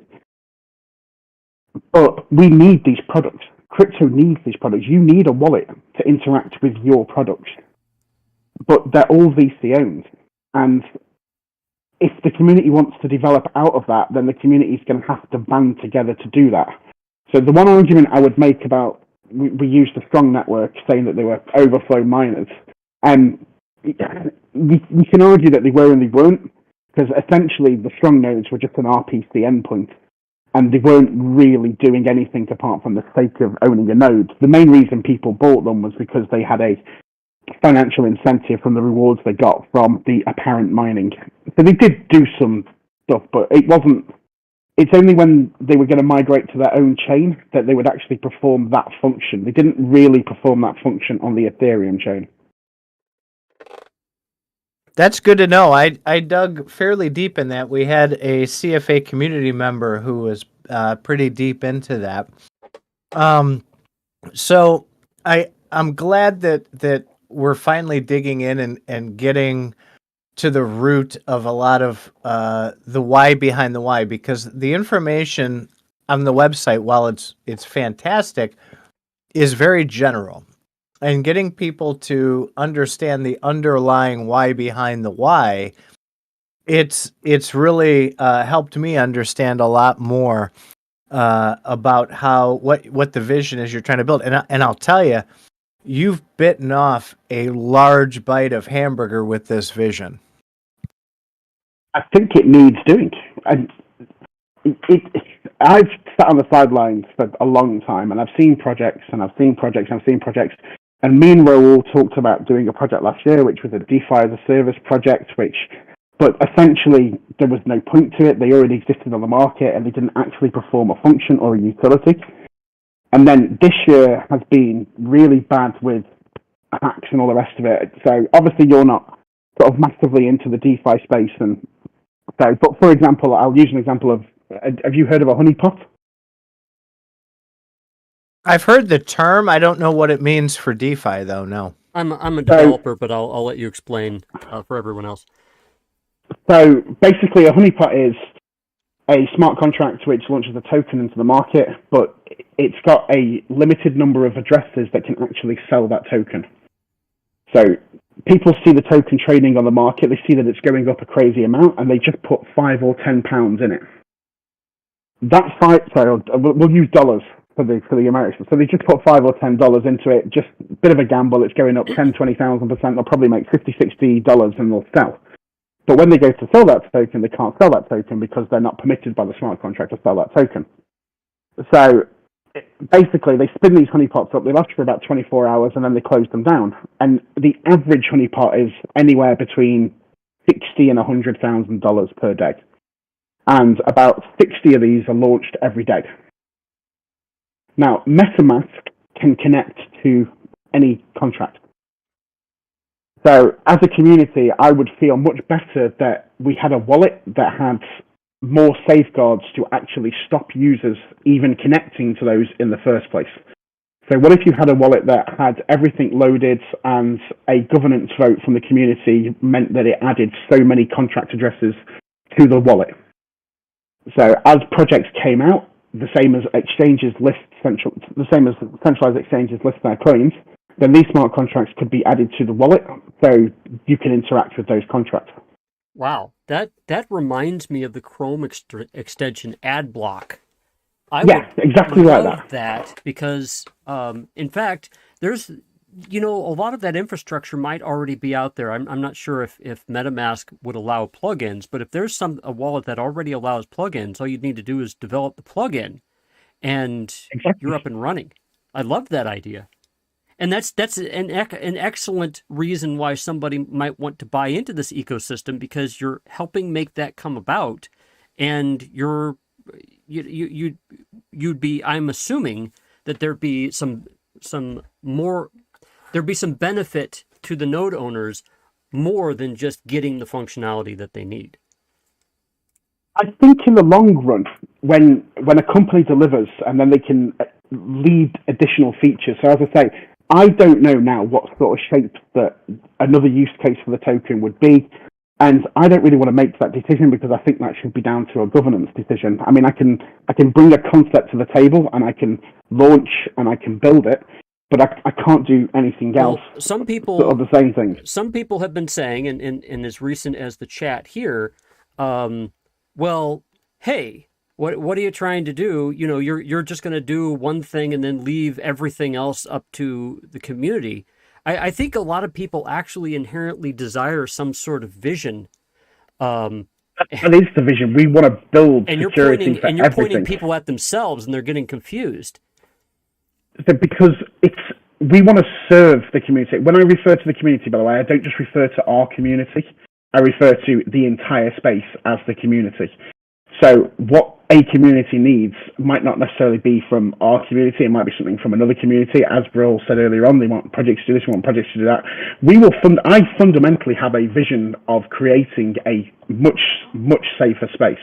I have a vision of creating a decentralized exchange. I have a vision of creating a wallet. I also have a vision of us actually creating a hardware wallet and distributing it to our node holders. I think showing people the examples of the kinds of things that you're going to do would be very helpful. Because when people go to the Discord, they're like, okay, what's this all about? And if you say, well, this is a community for a token, then they're going to be like, yeah. But if you say, well, we're actually building services for the communities, let's show the 4 projects that we're planning on working on. And to be honest, I'd be careful about the wording about that, because the promises, people get really bent about promises. So that's the other thing, isn't it? So obviously we can only do whatever our community supports us to do. So if we have a small community, we can't deliver on everything that we say we're going to deliver on straight away. So it would need to grow. I would say that my first goal is a better wallet that helps just protect against the stupid things that we've just talked about, honeypots and stuff like that. That would be one of my first goals. Well, because that's an overall protection. So if this concept takes off like wildly, and this token becomes worth like $10,000 a piece, does this mean you're gonna immediately increase your scope and say, hey, we're gonna create our own chain and we're gonna do this? And because I see that happening with a lot of companies. Never a chain. I don't understand spinning. We have cheap chains already available. Never a chain. Basically, I was going into scope creep, amazing scope creep, which is what happens when companies start getting money. They freak out. We'll give you everything. No. We'll hire 500 people. Oh, sorry. Go ahead, I would just add that the example that you put, that the token is going to be $10,000 or whatever, that doesn't have anything to do with Audicity. So if that happens, that means that probably our users benefit, and more users will come into the ecosystem, into the node ecosystem. But it does there's a feeling of a little bit of a bait and switch. It's like, okay, we're going to do this stuff for you. Great. Okay, get these nodes, get these rewards. That token, that's nothing to do with us. Well, the token, you made the token. The token's there because you put it there. Yeah, we made the token and we made the node platform. And that's the thing that, let's say that we're going to be tied to that, but it's going to be a self-sustainable thing, that whatever happens with the token, it goes up, it goes down, the market decides, but we're going to keep building whatever happens with that. So let's say that what our approach is, that the node platform goes well, so we can keep building for a long time. And eventually, if regulations go well, then Audicity will be part of the node owners. But my point is that with the example that you put here, that the token is going to go to $10,000, then that's going to mean that we are going to be able to do more things. Well, not directly, because the token going to $10,000 is not going to affect us at all. What is going to be affecting us is that there's more users coming into the node ecosystem and creating nodes, so they'll be paying fees. But the fact of the token going to whatever price is not going to be affecting us directly. Well, I see the association between the company and the token being a primary question and sticking point with anybody who comes on. There's always going to be people going, and wait, so you don't have anything to do with the token? How does that work? I think that's going to come up a lot, and I agree with what you're trying to do. Mm-hmm. Again, I come back to what we were talking earlier about education. I know it's going to be really hard, and I know it's something that we're taking on, that it's as I said, really hard. But we want to educate the people that get into the project. They will come in looking for Roy, and our idea is they come out, or they just stay knowing that there's a better, financial incentives are important. I do believe that. Will you have time to develop if you're on Discord the whole time explaining how things work? Well, I'd hope that community members can eventually take that over. Yeah, and that will happen 100%. At the moment, it has been 2 days since the pre-distribution started, and this is literally what happens now. But we're looking forward into building a huge team of developers, of ethical hackers, cybersecurity experts, of probably customer service that will literally be just people on Discord explaining, and content creators and all that stuff. So this is just not the scope of 4 people trying to spin up something to make money. This is literally a disruptive company that wants to make things differently. Right. And that's what we're trying to do. With one guy. Well, not like that, but Well, that's what I'm there's a saying. reason These things I wanted to start that way. The reason I wanted to focus on the community could choose additional developers is to solidify that difference between your company and the token. If the token, it sounds like, can have multiple companies developing for it, I get the sense that you want to be one company or the company that does this. Am I correct? Everything would be under the Audicity umbrella, so whatever was created would be created by the developers that the community employ. Because at the end of the day, the fees come from the community. They actually employ all of the team members. We're going to build a team of full-stack developers. We're going to build a team of front-ends. We're going to have ethical hackers. We're going to have everything that the community need, and we need to do our job. Our job is to protect the space, to perform audits, to provide a more secure working environment. If the community comes up with ideas or additional ideas that they want to use the token for, I have got no issue in developing the ideas that the community come up with. So, but everything will be under the umbrella of the Audicity platform. But I just want to add fast here that I don't know exactly what do you refer when you're saying developing for the token, because I guess you're. I guess I'm using token and community interchangeably, and I can see that being a common misconception with people who will join the community. Because right now, when they go, your Discord says Audicity. It doesn't say the token name, and when there is a token name, then a lot of companies like Gala Games, for example, they have a Gala token. There's a bit of confusion there. And I'm hoping that this token isn't named the Audicity token. What's that? We won't pick the token name. Right. Okay. So, yeah, I think if there can be a very strong distinction between the company and what is the company and what isn't the company, that will help out a lot. Because I'm confusing it even when I'm talking to you. And maybe it's just because it's a new concept. I also think it depends which platform you come from, though. Because if you come from the AVAX DeFi space, then you've got a real good concept of how this node platform works. You've been involved in 3 or 4 projects, and you have that concept. And I'm also into Gala, and I know Gala's completely different. I know they spin up a license. I know you run your own servers, and I know that you are dependent on the development of Gala and the use case for the token in all the games that Gala developed. So with Gala, to me, it's a bit separate. With the Gala token, you're actually, in a way, you could say you're dependent upon all of their different companies. With Echoes of Empire, the company who does that, with a Superior company, and it seems to me that Gala wants to be an aggregator and a development company, and the lines get blurry, and that's what I'm trying to address is some of the confusion with. There could be confusion between the token and the company. And I see Titan actually wants to jump in on the confusion question, so I'll let him give a different angle, perhaps. So I have 2 questions around some confusion, one of which is an easy one, and the second one is a discussion we're having in the YouTube chat here. The first one, when it comes to putting out that message for the community-driven nodes and the governance portion of it, there's a lot of confusion around even getting these nodes. I've been watching your Discord, and you mentioned just a moment ago, hey, we're people who are familiar with the Avalanche network.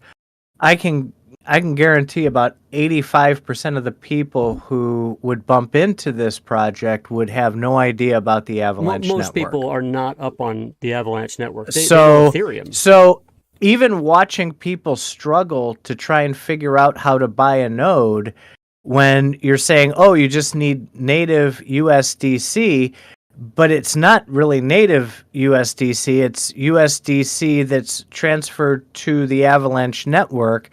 And I think maybe a pin on your Discord that gives a very easy to follow step 1, step 2, step 3 would probably help. That's what we're doing on Monday. Videos. Yeah. That's what we're doing on Monday. Like all this is stuff. We know the pains. We know the pains of the community, and we have seen that most of the people that have been coming to the community so far, they have been. Videos. They haven't had the knowledge yet. So, videos are a neat idea for that. Oh, sorry. Go ahead, Titan. No. So the second part of the confusion, we're me and OMS and Robin's jumping in over there. She's playing goalie in the YouTube. So the confusion and to be honest, I'm even a little confused here.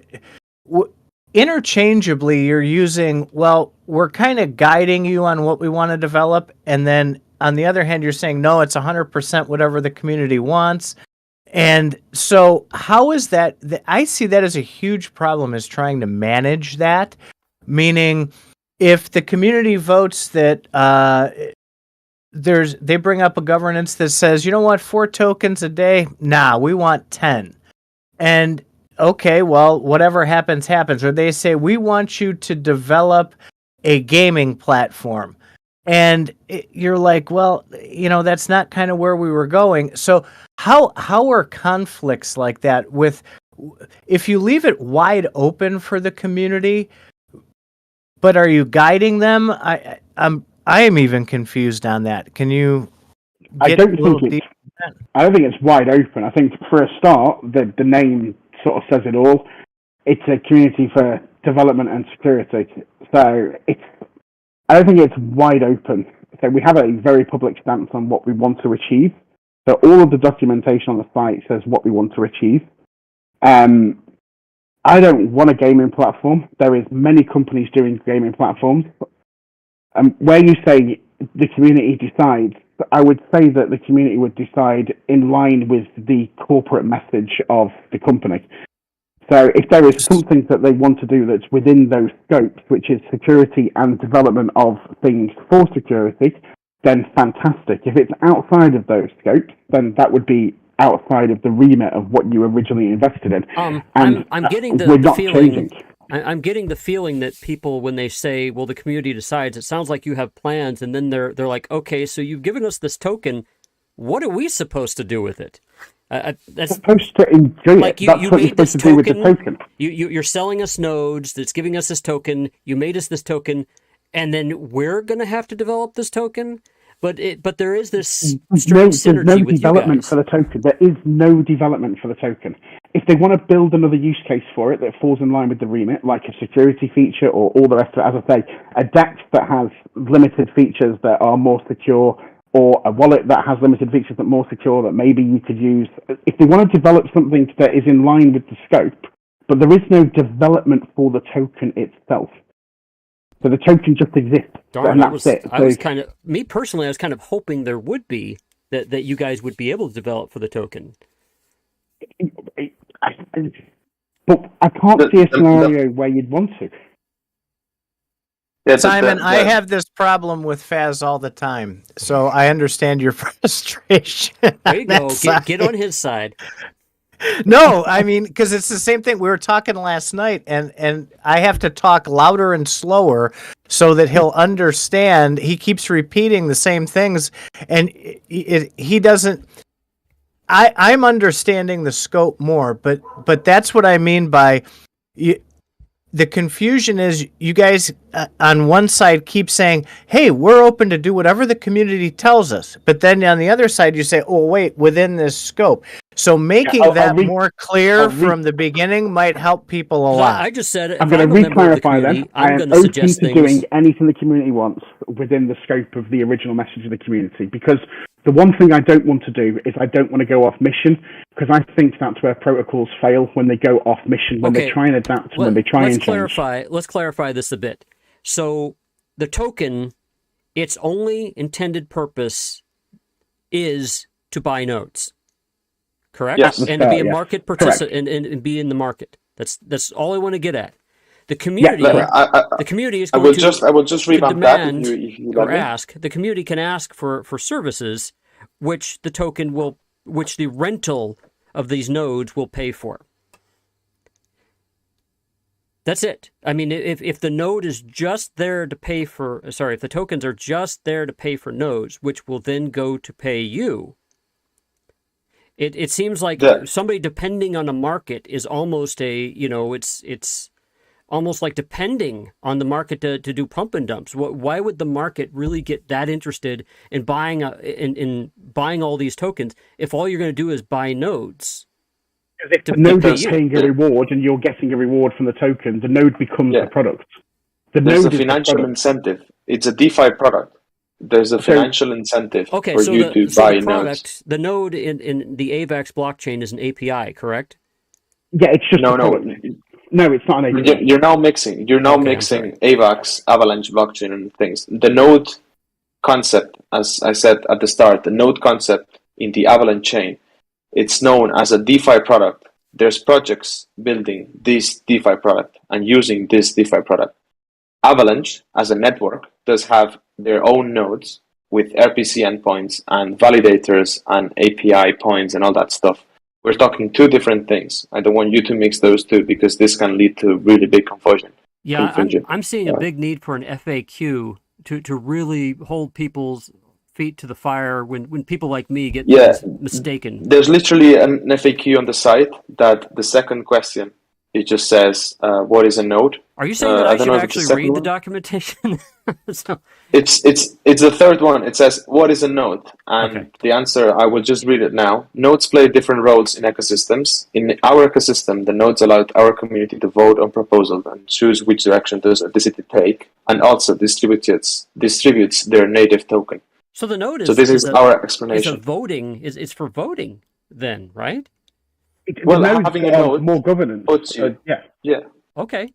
The nodes put you in the governance ability. If you don't have a node, you don't have voice other than just being in the community, chatting, and giving... And that's what I'm trying to refine. And so I might want to buy a node because I want to participate in this ecosystem. I want a vote. And so I'm basically, paying my way in to get a vote. And you can see that I'm committed. And I've also, you're going to see the, USDC fees from this every single month, and I'm going to continue to be committed. Otherwise, I should get out and not vote. I shouldn't be part of this if I don't want to vote and help shape this ecosystem. Exactly. Okay. I would just add that I think we're extrapolating here the main focus that exists in the current capitalist system that we are in. That is basically people are moved by financial incentives. Like most, if not all, the people that are into crypto or investing in trading and stocks and whatever, they're looking for returns and they're looking for money. Literally, the platform that we're building is a DeFi product that distributes a token that can be sold.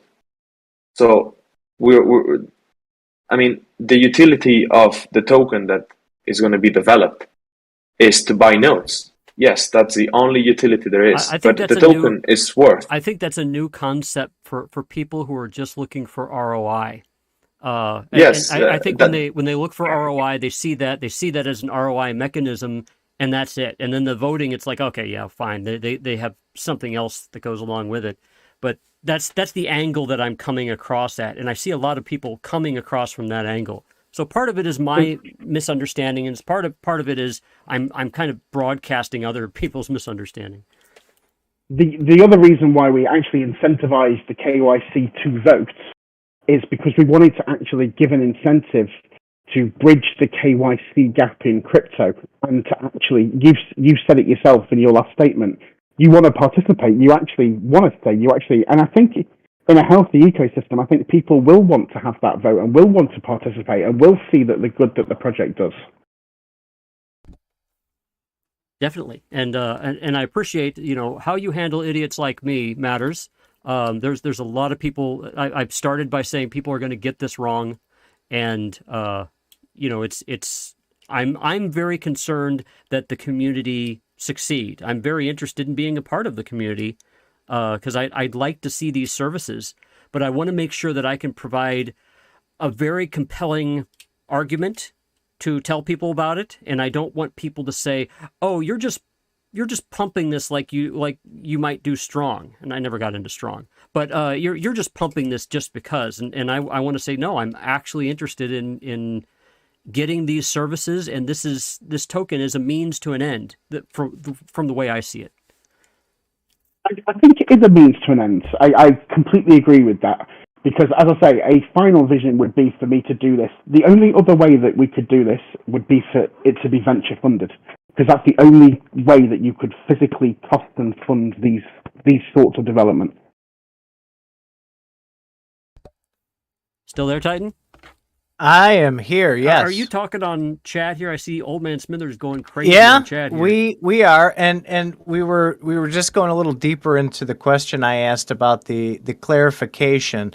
And a recommendation, I know Robin's, like I said, playing goalie in there with that. So the what I read and what I interpreted from what I read on the website and the white paper is well, I shouldn't say completely different. Maybe I exaggerated that a little bit. It is a lot different than what I learned on this call today. I told you so. So sorry. I think that there's going to be a lot of confusion with people. So not to sound condescending, but Faz and I know what we're doing in this space.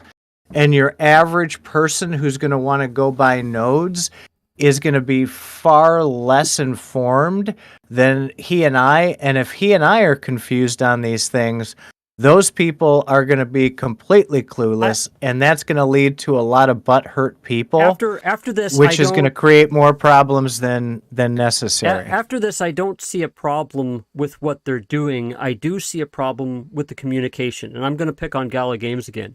One of my biggest problems with Gala Games is they have a lot of plans to take over the world, but they communicate it out almost hand to mouth.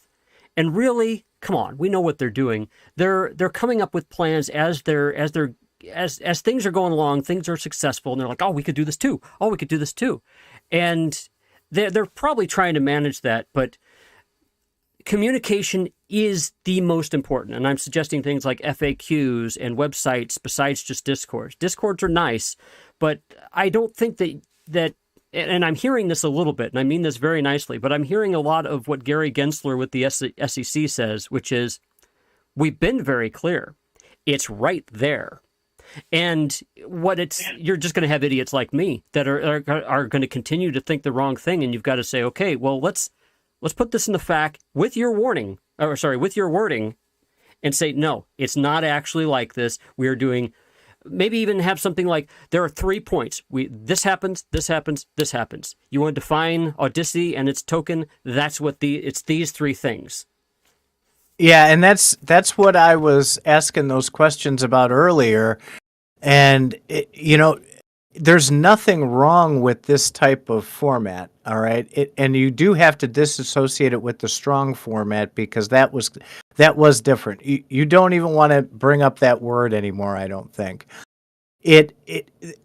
But people need to be very clear that the company is completely separate from the nodes, and the token price will not reflect what the company is doing or not doing. So if there's big news article on Yahoo News praising Audicity for developing the world's best DeFi exchange, that it's not going to affect the price of that token one bit. And you have to be crystal clear about that from the start, because people will automatically assume that your node is your token and they're all one big thing. I feel like the token itself and the community, I'm sorry to say this, but I feel like the community needs its own Discord other than Audicity. Because if Audicity is a service provider, talking about the token and Audicity in the same Discord is going to get confusing. I don't think they should be moderators for the community. I disagree with this completely. I disagree vehemently with that one. Okay, go ahead. I just wanted to give my 2 cents. So tell me why you think your way. And because as I say, I think this very much depends on what ecosystem you come from and how you view nodes. So if, for example, if I was talking now to somebody that was heavily involved in the strong ecosystem, I think they would take a very different view to this on you. If I was talking to somebody who was involved in Thor, I think they would take a very different view on this to you. I think it depends on what you come back from. But you were fine with other developers for the token. It just happens to be you're not only a developer for the token, but you're a steward. You literally are a steward in for the community. What's wrong with that? I didn't say anything was wrong with it. I just wanted to make sure that's what's going on. We're issuing a token, and we're building a community around a token. I understand that there can be a conflict of interest in this from somebody who views the token as part of the company. I do honestly get it, but from a node point of view, to me, it's a tool for governance, and it's a tool for a financial reward that whatever the market decides that financial reward would be. So to me, I don't actually see, even with companies that are building incredible use cases for their nodes, I don't see a point of buying them apart from a financial incentive. Because why else would you buy something? That's a good point. Well, I agree.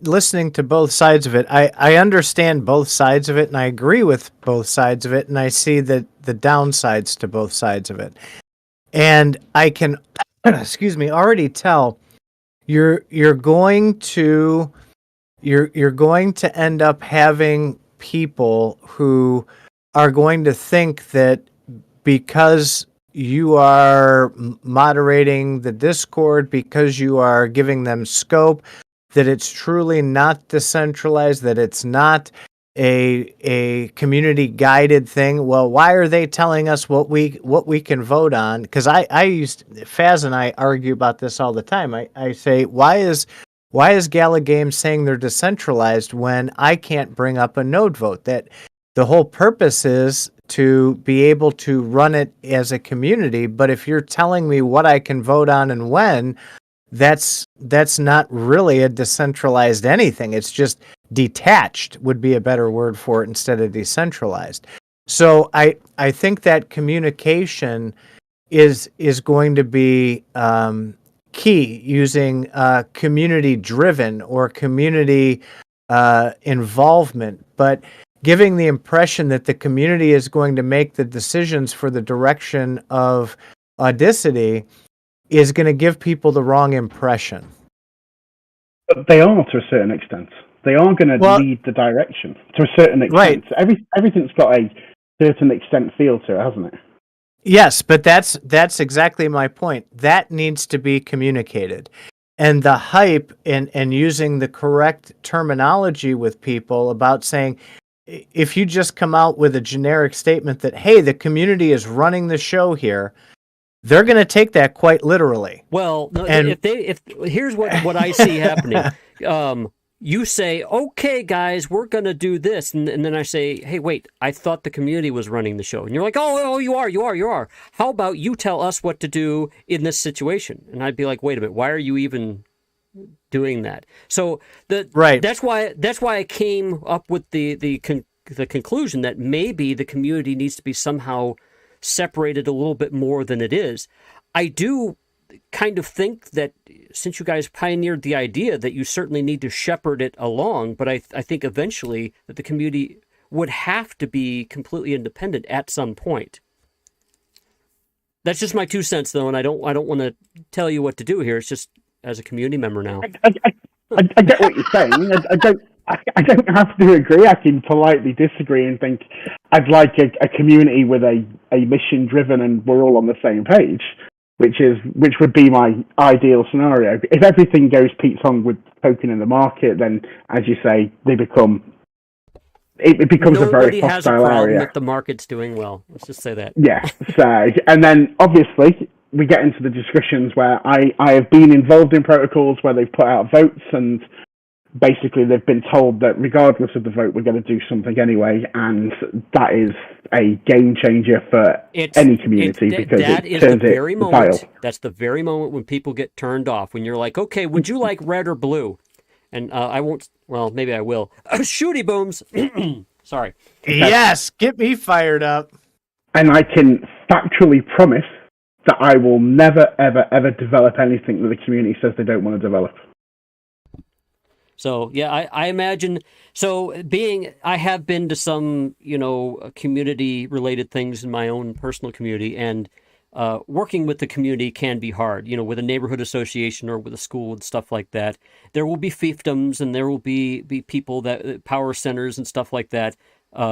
That's a hard lift. That's going to be a hard thing to do. It's going to require some dedicated members. And I really hope some people step up. Some really organized people step up to become community leaders.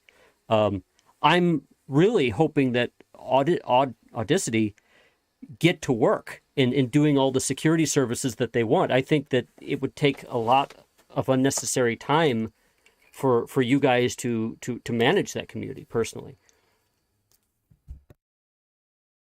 I completely agree with that. So on the roadmap, though you are needed in the beginning to get the idea across, to get people sold on the idea, to be like, hey, this is what we're going to be doing, and I love these services that you're providing, because I haven't heard of any sort of decentralized service provider like this.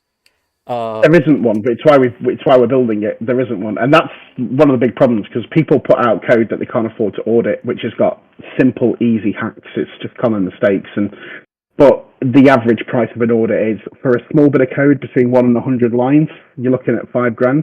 For something medium, you're looking at between 10 and 20,000. And one of the projects that's already approached us it's a hybrid proof of stake and PO and proof of work chain that they've been developing for 4 years, which is actually very interesting. They've got some really nice features in it. But the code base for it will be huge, and the audit cost for it would be into the hundreds and hundreds of thousands of dollars, and they just don't have that sort of capital to do that. So, I think we've had a heck of a good time asking these questions. How about time for you guys? Is time okay for you, or do you guys have somewhere to be? Because I'd like to get a little bit of. I'm good as well. Okay. So we talk have about quite some a of the few chat here? people. There's a lot of chat here. There's a lot of chat, and for the people who have borne with us now for an hour and a half, almost 2 hours. You need to throw them a bone. Yeah, let's get them throwing some questions out after what they've learned here today. In the meantime, while we queue up a couple of those, I think another part we defined what the community role is, and I see your vision, Simon, of having the community handle all the community stuff themselves. And I think that the educational part is a huge thing. Faz and I are huge on education, but having your moderators and everybody up to speed and having community advocates, gearing people and onboarding them the correct way will go a long way towards that sustainable future when the expectations are managed up front. Do you have plans to put forth something like a community advocacy program to get people onboarded correctly? That would be awesome. yeah, there's as we said, there's videos coming up next week regarding how to get into crypto and how to get into Avalanche, because as we said, there's many users that haven't had we have had to go with them throughout all the process to breach from Ethereum or from other chains. So I think that videos on how to do all that stuff will be really interesting, not only for the content for people wanting to come into the community, but also for random users that just see those videos on YouTube. And aside of that, I want to go back to what we were talking about, educating people. I think it's a really, really interesting point. And not only we want to educate as of Audicity, as of the things we want to do and the vision that we have, but also Jane, which is another of the founders of Audicity. She's a psychologist and she's a really, really good person as well. And she will be doing videos and articles and whatever she comes up with regarding general psychology, crypto, any theme that can be written, or any topic that can be helpful. So there's plenty of content that will be posted, plenty. Yeah. In the answer to the onboarding, I think one of the strengths in the Audacity team is all of us have a great deal of commercial and large business operations and working in really large corporate environments. I'm used to, one of my jobs was with Peel and Brook, outsourcing hotel materials for, hundreds of millions of pounds at the time and stuff like that. So we have a lot of business experience, which I think sometimes a lot of these crypto projects miss. So I think onboarding and picking the right people for a community liaison and a community onboarding position is incredibly important, because you want somebody that will be honest with people, will obviously be in tune with the company line, but will also voice the community's opinions very well. And we will pick candidates for that from within our community if they are available in our community from an acceptable point of view, as in somebody that we can see that can do it. Or alternatively, apart from that, we will obviously hire professionally for that role. If it isn't available within our community, we will obviously hire professionally for it. But I would much prefer somebody from within the community who understands the community well and can onboard and can bridge that gap between obviously the founders and the community. Yeah, that's a big social skill, and that's excellent. So I want to say thank you to Robin for being such a good goalie in there. She's interacting very, very well, I believe, with everybody in there. As usual, our group is fantastic. They have a unique sense of humor as we go through. I think you guys, Raul, Simon, you've done a fantastic job today helping to educate. Hopefully we can continue to talk to you down the road as things develop and as things change and morph, and the vision is tightened up and the community is being built so that we're able to help you guys explain what it is you're trying to create. Yeah, I'd love to be able to assist there too. I've spent a lot of time on our Discord. People say defending, but I like to rather explain what Gala Games is actually meaning when they're saying. And I get a feeling I'll be doing the same thing with Audicity. Good stuff. That's really nice coming from you both, guys. I think all the points that we talked today were really, really valid. I was listening most of the part. We were talking about different communication aspects, and I do believe there's a lack of information here, because it's not a lack of information, as I said. Well, it's education. You're 2 days old here. I mean, so there's obviously the focus you have right now is to get things moving, but it's yes. It's easy to see the things that aren't built So I mean, don't Yeah. think of this as criticism as much as oh, by the way, this is important. No, 100%. But the point that I was making is that there needs to be more knowledge about this node stuff, because only the people that come from the Avalanche network and those that have experienced a project like that know exactly what a node is. So all this DeFi product coming from nodes is really new for anyone else outside of the ecosystem, outside of the Avalanche network. So I think there's points to improve 100%. Yeah, we're slowly tackling them. At the moment, as we said 2 days ago, we launched the pre-distribution, and we're working through. We're learning as we go along, and I believe that the members we have on our Discord are slowly understanding everything, and it just keep going, and we can build a big community, in my opinion. So thank you for having us, and it's been lovely, from my opinion. Great. Perfect. Thank you very much, guys. I felt that this was a very honest interview. I think hopefully you can tell that we're being honest, and I can tell that you're definitely speaking from the heart as well. And I encourage you to keep going, and I wish you all good things. Thank you very much for having us, and we will speak lots, I am sure, in the future. Yep. Any last words? Awesome. Thanks, guys. Yeah, thank you very much. And to everybody listening, thank you for spending the last few hours with us. Yep. Thank you, guys. All right, I'm going to end it.